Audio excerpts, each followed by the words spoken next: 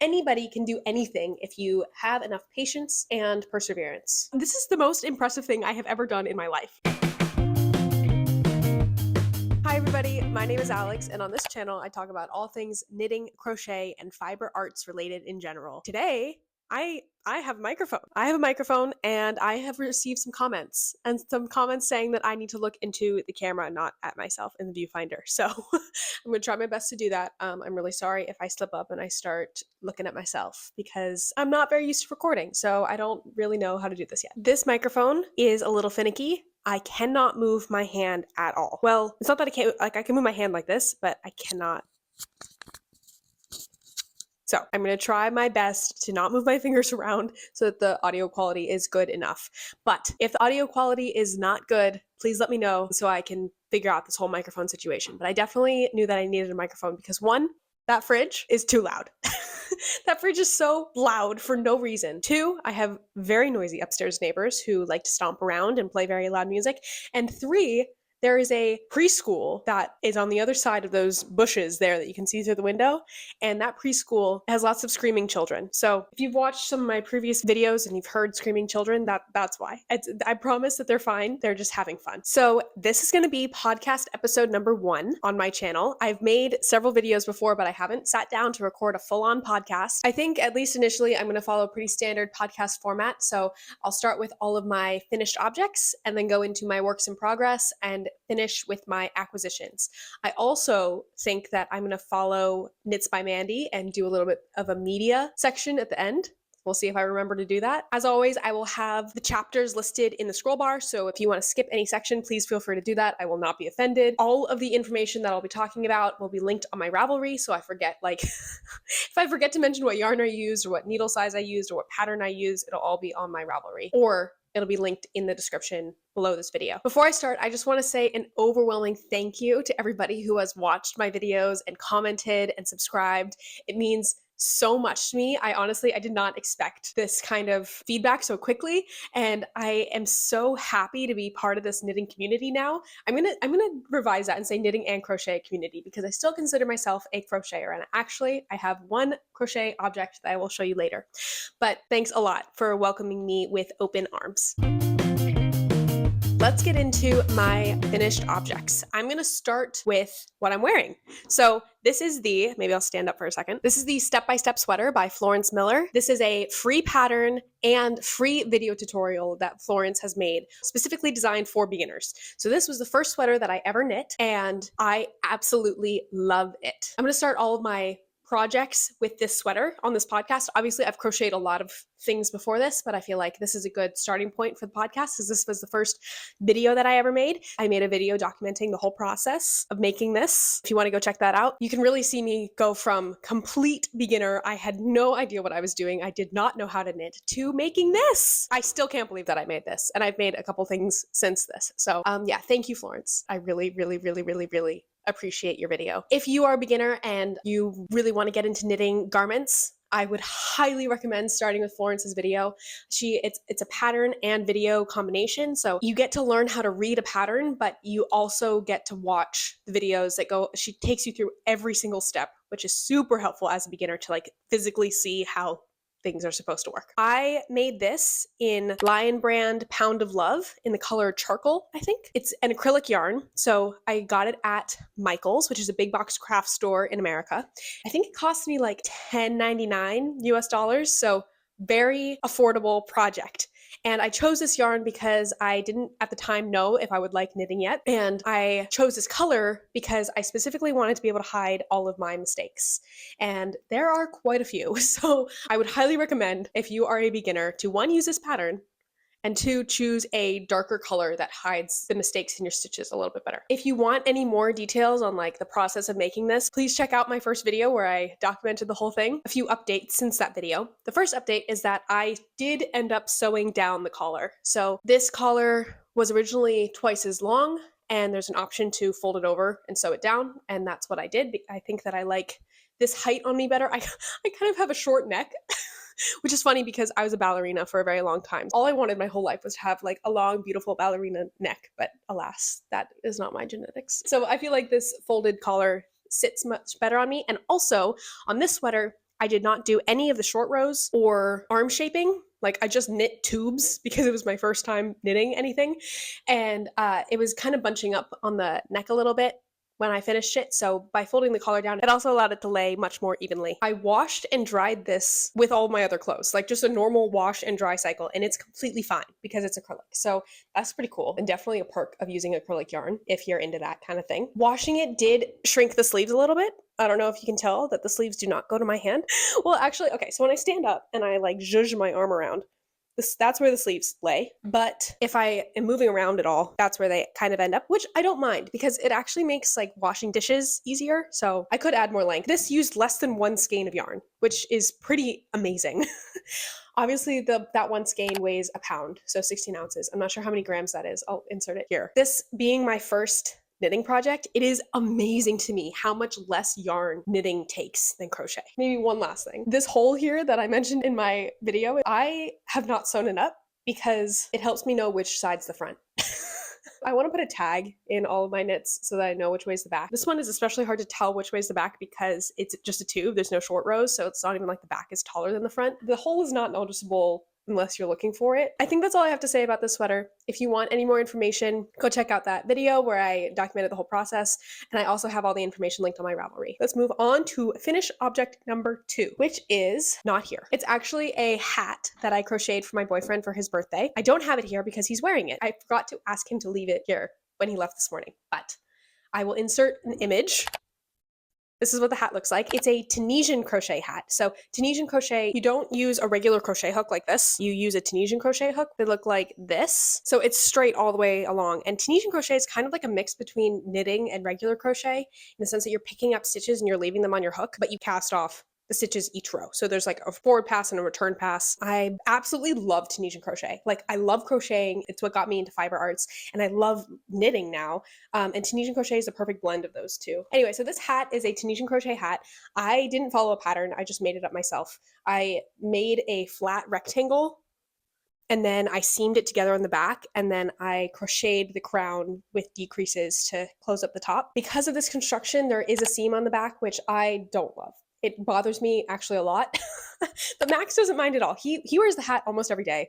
Maybe not almost every day. He wears the hat a lot, and he doesn't mind the seam at all. Granted, he can't see the seam because it's in the back of his head, and I can see the seam because I'm like not him and I walk behind him sometimes. It is on my list of to-dos to fix this hat situation. I'm not gonna like frog his hat or anything because he loves it so much. I don't think that he would let me take it from him. I would really like to make another Tunisian crochet beanie in the round because now I know how to do Tunisian crochet in the round, and that would eliminate the need for a seam in the back. So if I do that, I will probably document the process and make maybe a tutorial video. I probably will make a pattern because like I don't know how to do that. But I'll probably make a tutorial video so that you can recreate it if you want. And if you want to learn how to Tunisian crochet, then that will one day be out here. I make no promises on the timeline of this because there's a lot of other projects in my queue. But probably next winter, I'll recreate this beanie without the seam because I love the fabric that Tunisian crochet makes. It's kind of like this woven situation that I think is really cool. I used Lion Brand wool ease. I think it's Lion Brand wool ease, but they're 100% wool version. They make 2 wool ease yarns. One of them is 100% wool, which is the one I used to make this hat because Max really wanted a 100% wool hat. And the other type of yarn that they make is 80% acrylic, 20% wool. So that means that this cannot be machine washed. And I had to explain to him why that was, which was pretty funny. He was like, what do you mean I can't just throw it in the washing machine with everything else? And I said, if you do that, it will come out a third of the size, and felt it. Moving on to finished object number 3, I also don't have because it was a gift to my friend for her birthday. I made the Ole mittens by Suzanne Mueller, also known as Paula Strict, I think. I made a whole video documenting the process of knitting these mittens if you want to go check it out. These mittens were challenging. This project was a lot of firsts for me. It was a first time knitting using a real pattern. Not that Florence's pattern isn't a real pattern. Of course it's a real pattern. Because of the corresponding videos, it's much easier to follow the pattern because you like have visual reference for each step. This was the first pattern that I followed without any video tutorials. Of course, I looked up YouTube tutorials to do like specific stitches, but there's no specific video for the pattern. So that was definitely a first.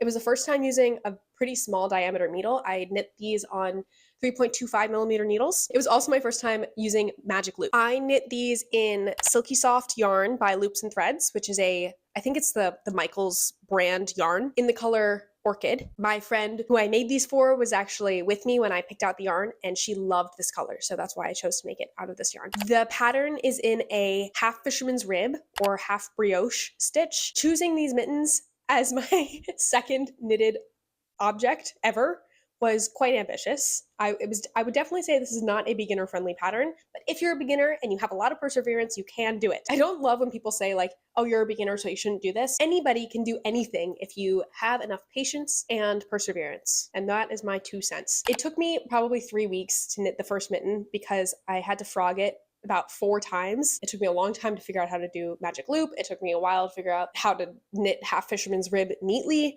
It took me a while to understand the construction of the mitten, reading it from a pattern and not seeing like a video. But then the second mitten took me maybe a week to do. So I absolutely love the finished object. And most importantly, my friend loves them too. They fit her perfectly, which was like the whole point of making these. But I don't know if I'll knit them again, at least not in the near future, because the stitch was really hard on my hands, which I talk about in that other project video. Overall, I'm glad that I did it and I learned a lot. And I think that's all I have to say about the mittens. Moving on to my what are we on now? 4th finished object, which I think is my 4th and final finished object. And that is a step-by-step sweater by Florence, version 2. See, how am I gonna do this with the microphone? Maybe I'll put it on and talk about it with it on. Here we are. Okay, I knit this in Drops Lima and Drops Brushed Alpaca Silk, which I thought was gonna be super soft because everybody says that alpaca is super, super soft yarn. And my most important factor in choosing yarn was the softness of it. Right now, at least, I have pretty high sensitivity to wool around my neck area, and I really wanted to be able to wear this close to skin, but I think I made the wrong yarn choice, and I think that the Drops Brushed Alpaca Silk is the culprit. So the Drops Lima is, I'm not sure the yarn composition, I'll insert it on the screen. The Drops Lima is super soft, and I think that if I had made the sweater in only the Drops Lima, it would be totally fine to wear, but the Drops Brushed Alpaca Silk is very, very fluffy. It's much fluffier than a typical mohair. I mean, it's not mohair, it's alpaca, brushed alpaca, but it's definitely has a bigger halo, not necessarily halo, I don't know. The fibers are just longer and fluffier than a mohair. And because of that, it is quite itchy. I think it'll be fine if, 1, I build up my tolerance to wool a little bit, and 2, it'll definitely be fine if I wear like a long sleeve turtleneck underneath this, but that means that I can't wear it until next winter, which is a bummer because I really love it. I know I said in my spring planning video, what did I call it? Spring knitting plans video. I know I said in my spring knitting plans video that I think that this yarn combination was soft enough to wear close to skin. I retract that statement. I do want to try the Drops Kid Silk because I've heard a lot of people use Drops Kid Silk and Drops yarn combination. They don't mention itchiness as a problem. So I think that will be my next try because mohair is expensive and I do not have the budget right now to be spending like twice as much on a sweater because I'm holding it with a strand of mohair. So because the Drops mohair is quite affordable, I will try that one next, but I would not recommend this yarn combination if you have itch sensitivity. With this step-by-step sweater, I did do the short rows and I also did stripes for the first time, so using 2 different colors of yarn, and I also did arm shaping. So this is like the full pattern as Florence intended it. It definitely fits a lot better than my first step-by-step sweater. I did not fold down the collar on this one because I feel like the yarn has a little bit more structure because I'm holding 2 strands together, and so I like the way that it sits up, and then also the chest area lies nice and flat because I did the short rows in the back. So that's cool. Can we please admire my jogs? Okay, so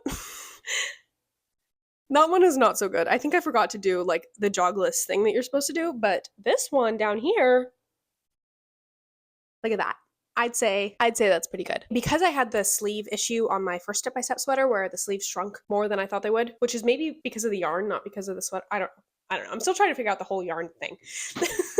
I made these arms much longer, and they definitely go down to my hands, or when I'm standing up, they definitely go down like quite far. But I don't mind that at all. I actually would prefer my sleeves to be like this. In both this sweater and my first step-by-step sweater, I knit the size D in the pattern, which calls for 27 repeats of the increased rounds for the yoke.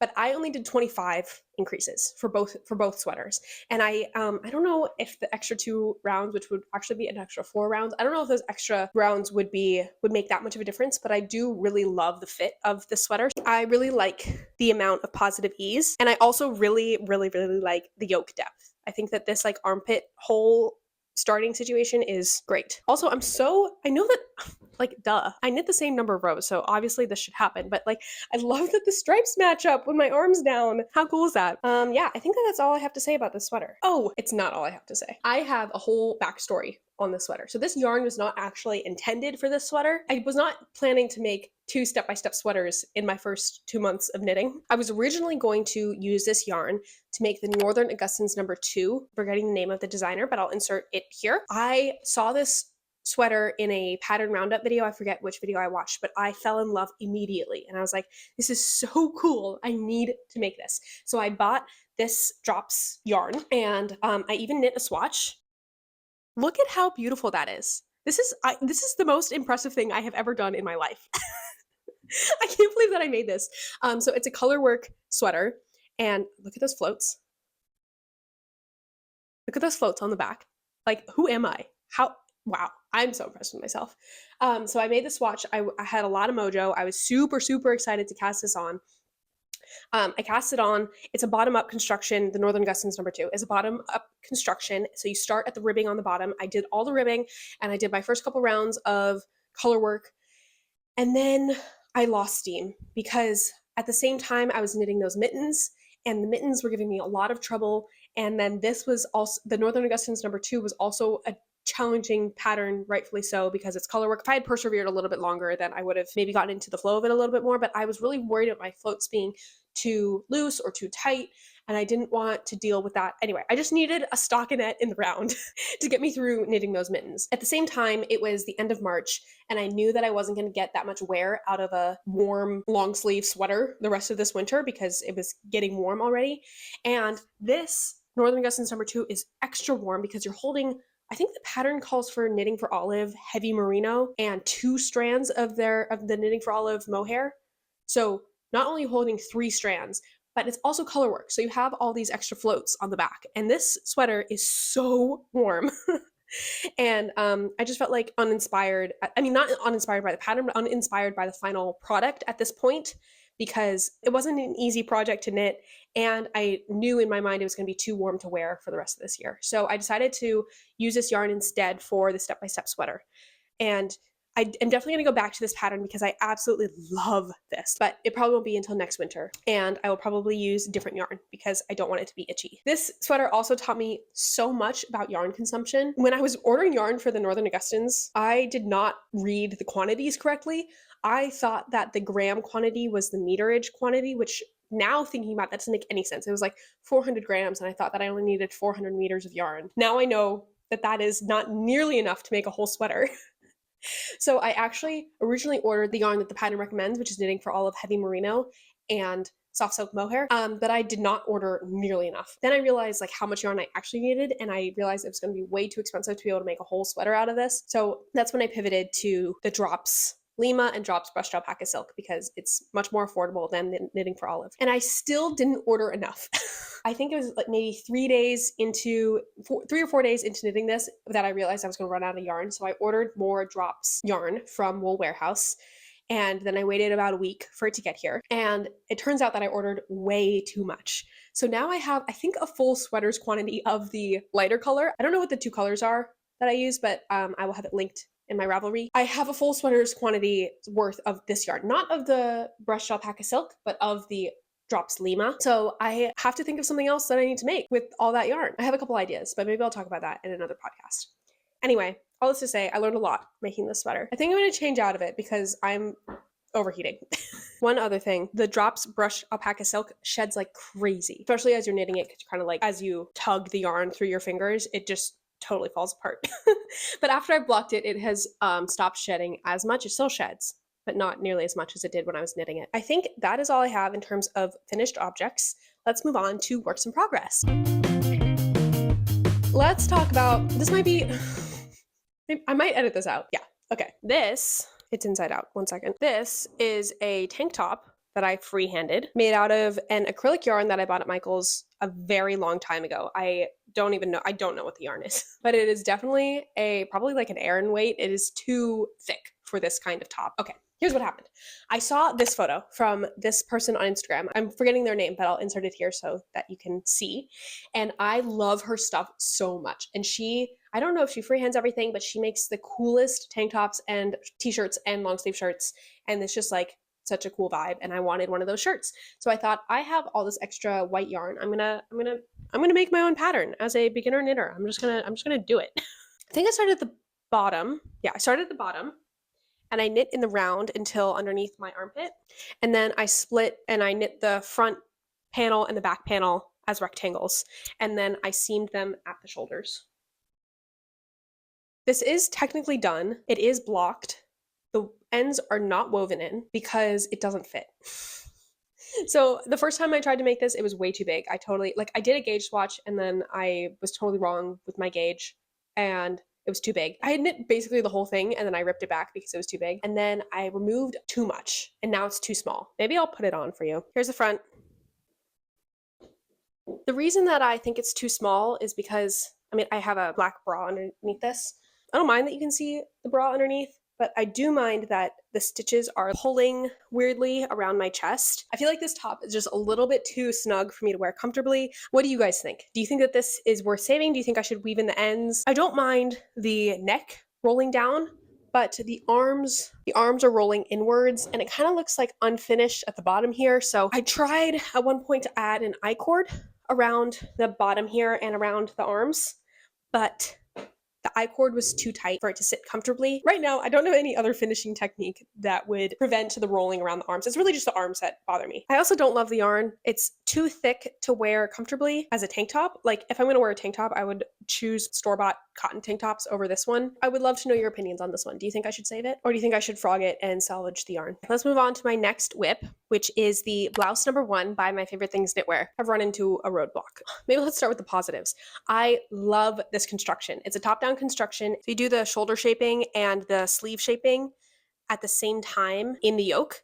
And I love that I don't know what this shoulder shaping is called. A contiguous sleeve, a set-in sleeve. I don't know. Let me know what it's called if you know. I love this sleeve shaping because it looks like it just comes like straight down on your shoulder. It doesn't do this raglan increase, and it's not a drop shoulder, which I haven't knit any drop shoulder patterns yet, but I don't love drop shoulder construction in like normal store-bought items.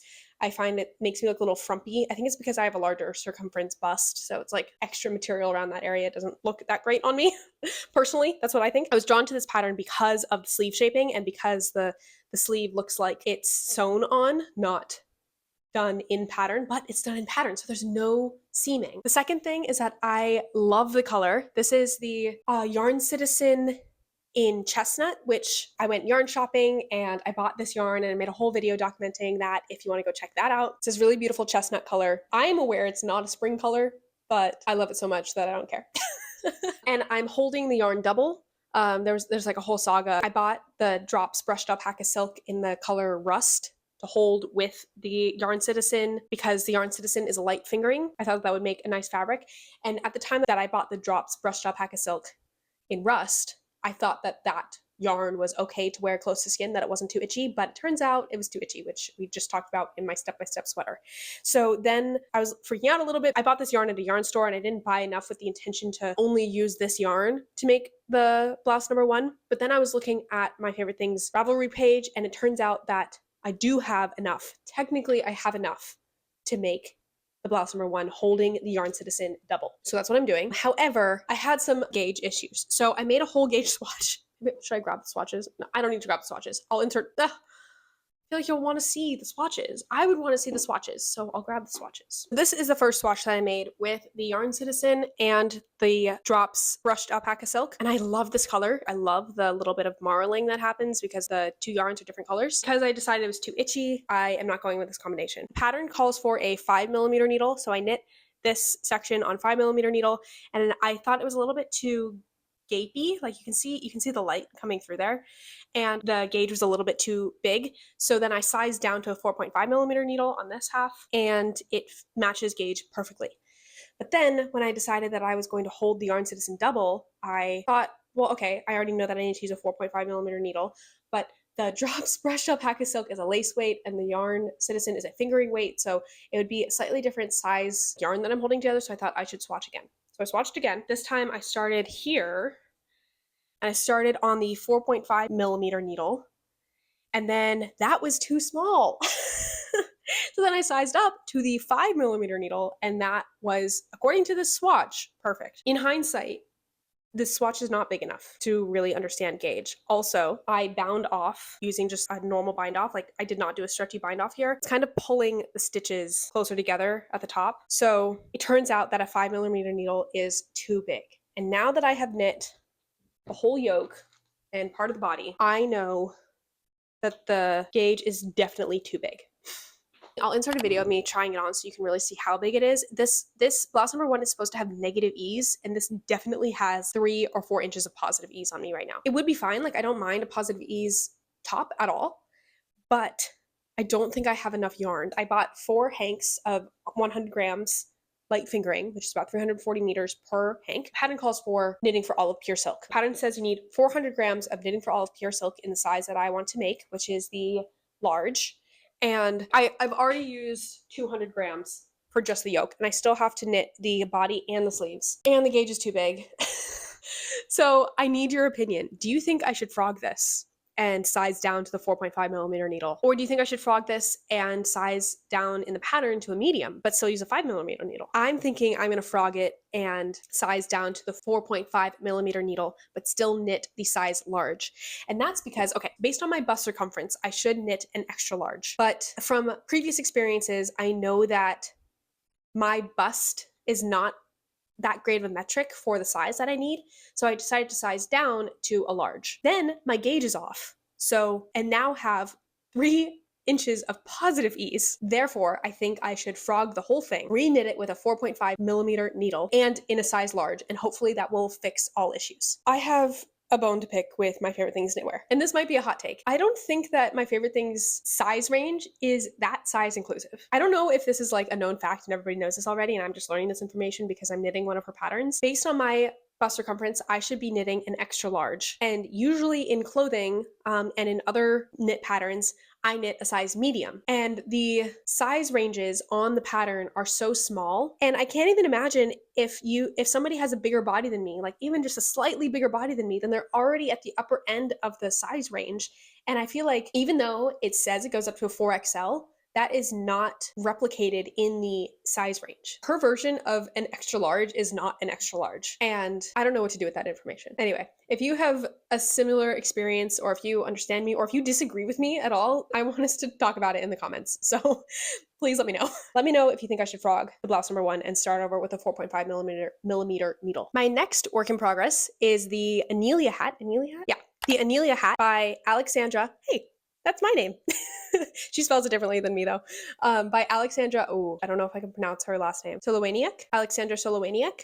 If I pronounce that incorrectly, please correct me in the comments so that I pronounce it correctly in the future. This is a pattern that I saw High Fiber Knits test knitting. It's a brioche, 2-color brioche beanie. So far, I've just knit a tube. The brim will fold up like that. Because of my experience knitting the Ole mittens, which are a half brioche, I thought that I was skilled enough to knit a 2-color brioche hat. And I will say it took quite a lot of trial and error and many, many YouTube videos to figure out how to knit brioche. But I figured it out, and actually I love it. I love brioche. It's like an addicting stitch, and I love 2-color brioche because it's kind of like knitting stripes where you just want to finish the round so you can switch to the next color, even though it's not stripes in the other direction. I also love the fabric that brioche makes. It's super squishy. I learned so much making this hat that I actually made a sort of tutorial video on my channel, tips and tricks to brioche knitting if you are knitting brioche and struggling to figure out how to do it.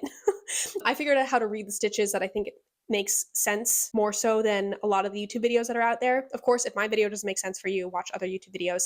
I love YouTube. There's so much information There's so much information out there and you can really learn anything. Overall, this is just a whip that I have to work on when sometimes when I'm making something, I get to a point where like it's now a complicated step but I'm not in a headspace or in a setting that I can do the complicated step. And this is like a nice small thing that is pretty consistent. So I kind of carry this around with me everywhere. And anytime that I get to that complicated step in another whip, I pick this up and I just do a few rows on this until I have the time to like sit down and figure out the complicated stuff on the other stuff. So this is going pretty slowly. I think I started this 3 weeks ago.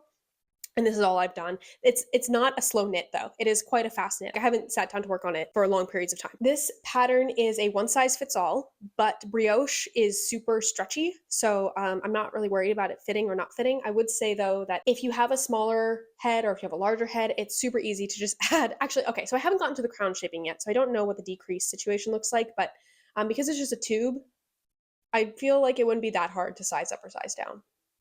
I could be completely wrong. Like, I have never knit a hat before. This is my first hat that I've ever knit, so take that with a grain of salt. I'm using Knitting for Olive Heavy Merino. This is the yarn that I originally purchased to make the Northern Augustins #2 that I did not purchase enough of to make that sweater. So I don't have a sweater's quantity of this, but I do have a hat quantity. So I am making a hat. I have more than a hat quantity, but I don't know.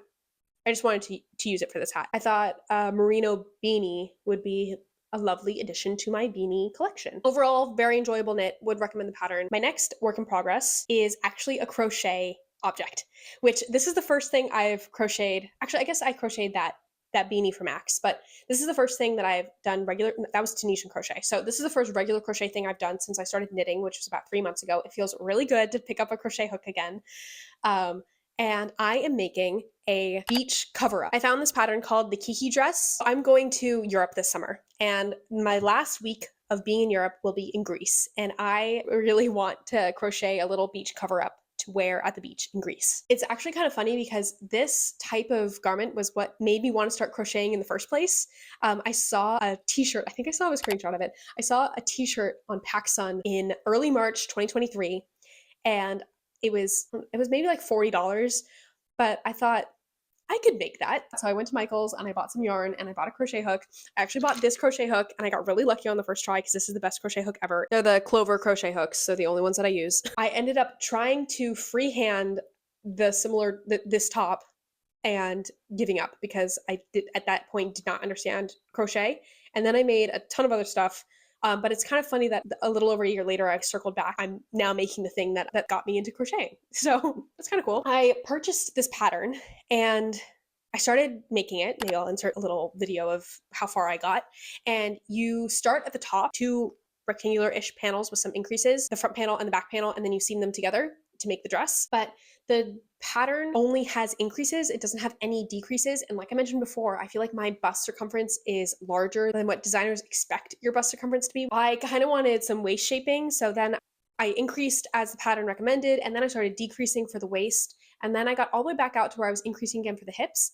And then I thought to myself, why am I not doing this in the round? This is a tube. Why am I not crocheting it around? Why am I crocheting 2 rectangles and seaming them together? I hate seaming. I don't know about you, but I hate seaming. I've made some crochet bags and out of granny squares, and that is like pretty much the construction is all seaming, and I did not want to do that. Even though I purchased the pattern, I decided to not follow the pattern. If you like this dress, I would encourage you to purchase the pattern. The pattern is perfectly great, and it's a very beginner-friendly pattern. Like if you don't know how to crochet, you can definitely 100% make this. But I decided that I don't want to follow the pattern because I feel like I could do it in a way that is less painful for me. So what I did is I crocheted 2, they aren't really rectangles, 2 panels in this shape, and then I attached them underneath the armpit.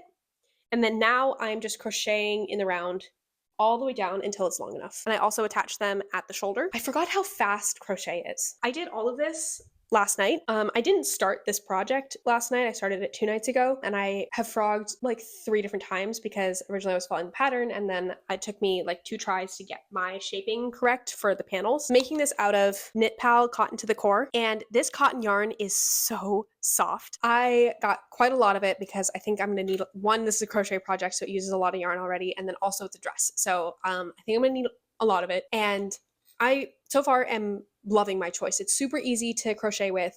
It's super, super soft, and it was pretty affordable. And it comes in a ton of colors. So if you're looking for cotton yarn, would recommend. I have one other thing to talk about. That is a thing that I need advice on. I'm going to my boyfriend's cousin's wedding in June, and I'm wearing this dress. I'll insert a photo. The wedding is at the end of June in the Midwest, so it'll be quite muggy and hot, I think. That's what he's told me. I haven't been there in the summer yet. I'm from California, but he's from Michigan. So I've been to Michigan many times, never at the end of June. So he's told me it's going to be quite muggy and hot, which is why I chose a tank top dress. But I need a cover up for the ceremony. I thought how cool it'd be if I knit my own sweater to wear over this dress. So I have some more swatches for you. For this sweater, I don't think I'm going to follow a pattern, which might be a mistake. There are two options. I saw this sweater on Etsy and absolutely love it. I think it's so elegant and so beautiful, but I couldn't find a pattern that replicates this sweater. So I think I'm going to try and recreate it. They do have this photo with like that shows you how to put on the little wrap thing. So I think that I could recreate it by following this image. The other option is to knit a very wide shawl situation, where I think I would like start pretty narrow and then increase to be really wide in the center and then decrease again. And it would just be like a wrap that I put around my shoulders, and I can maybe tie in the front or I can tie in the back. And that wouldn't cover my whole arms. That would more just cover like maybe down to my elbow. That would definitely be easier, but I like the first option better for this specific occasion. Another thing to note though, is that I think that I will get more wear out of the second option because it's just more wearable. Like I can throw it over any dress anywhere ever. Because it's less complicated, I'm kind of leaning towards the second option, but let me know what you think. What do you think that I should make? Should I try and recreate this really beautiful wrap sweater, or should I make a shawl that I can just tie around myself? Then I also need your help deciding on the yarn that I'm going to use. So I bought a bunch of this cotton lace weight yarn for a different project that I have since decided I'm not going to do. But this was like before I understood yarn, and I think I just got this on Amazon, which I would not maybe recommend. It is Jubilee yarn Delightfully Fine, which is a lace weight yarn. This is it knit by itself on a 2.5 millimeter needle. I love the drapiness of this fabric, and I think it would blend really, really, really well to a little cover up. But my tension, like you can see all of my little mistakes. In order to knit this sweater, I do need to knit back and forth. I can't knit this in the round, which is where my tension is more even. So my tension is pretty uneven in this. So then I also knit a swatch with a mohair. And this mohair is also something I got on Amazon kind of a while ago before I understood anything about yarn. I would not recommend this mohair, so I'm not even going to link it for you. But I have kind of a lot of it and I need to use it up. And I really love the fabric that this has made with the cotton yarn and the mohair together. I love the slight marled effect that the two colors are making. I love it's much more even stitch definition, and I knit this on 3.25 millimeter needles, so it'll go a little bit faster than a 2.5 millimeter needle. Not that it'll go fast, that's still pretty small. Let me know what you think I should do, which fabric you think I should choose, and let me know which pattern you think I should choose. That was a lot of information. I have media recommendations, but I think I'm going to save them for my next podcast. I would really appreciate your input on all of the things that I need your input on. One, do you think I should frog the blouse number 1 and re-knit it on the 4.5 millimeter needle? Do you think I should salvage that tank top and wear it, or do you think I should frog it? Which wrap cover up cardigan should I make? Which yarn combination should I make that cardigan in? Should I make it in just the cotton by itself, or the cotton and the mohair held together? If you stuck with me all the way until the end, thank you so much. I appreciate you so much. If you like this video, I would really appreciate it if you left a comment to let me know, if you gave it a like, and if you enjoyed hanging out with me, maybe hit that subscribe button. I'm planning to make videos once a week. We'll see how long I can stick to that schedule. I really enjoy this channel, and I really enjoy knitting and crochet and fiber. So yeah, I'll see you in the next one. Should I do ASMR? Hot take, but I think ASMR is gross. I won't do that again. I'm sorry.